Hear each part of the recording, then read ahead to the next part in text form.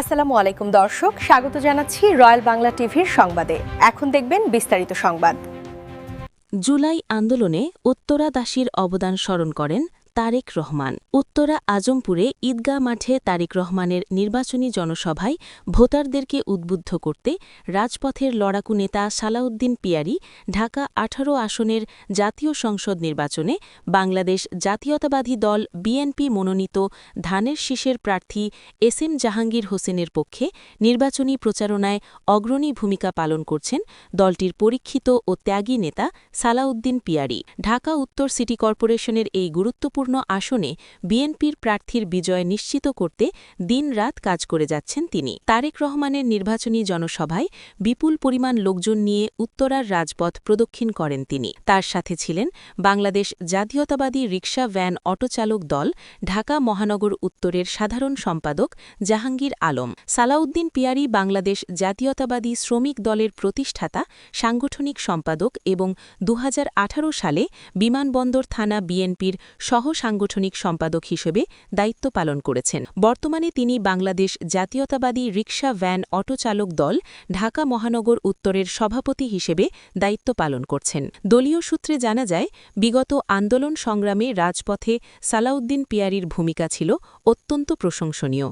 দলকে ভালোবেসে বহুবার জেল, জুলুম ও নানামুখী নির্যাতনের শিকার হলেও আদর্শ থেকে এতটুকু বিচ্যুত হননি এই লড়াকু নেতা। আমরা লক্ষ্য করেছি, তারেক জিয়ার আগমনকে কেন্দ্র করে তিনি অক্লান্ত পরিশ্রম করে নেতাকর্মীদেরকে উদ্বুদ্ধ করেছেন এবং রাজপথে ব্যাপক শোডাউন করেছেন। উল্লেখ্য যে, ঢাকা ১৮ আসনের নির্বাচনে ধানের শীষের প্রার্থী এসএম জাহাঙ্গীর হোসেনের পক্ষে প্রচারণা এবং লিফলেট বিতরণে তার ভূমিকা অপরিসীম।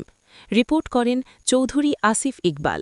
১৭ বছর পর তারেক রহমানকে, আমাদের চেয়ারম্যান সাহেবকে নজর দেখার জন্য লক্ষ লক্ষ জনতা অপেক্ষা করতেছে।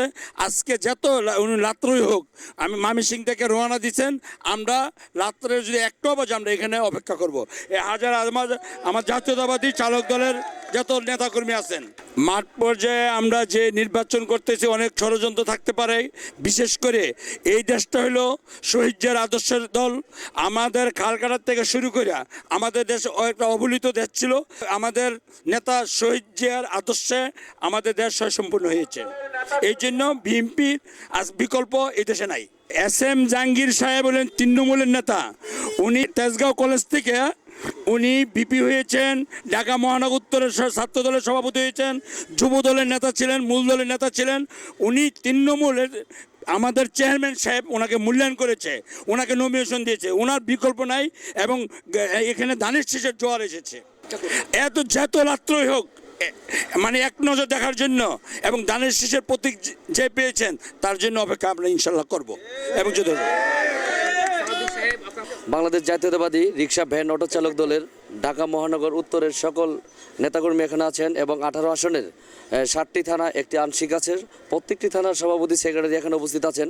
আমার কথা হচ্ছে, বাংলাদেশ জাতীয়তাবাদী দল যাকে নমিনেশন দিয়েছেন এসএম জাহাঙ্গীর ভাই, ওনার যে ১৮ আসনের নির্বাচন প্রচারণার জন্য আমরা জাতীয়তাবাদী চালক দল সর্বসময় থাকব, আগেও ছিলাম, এখনও আছি।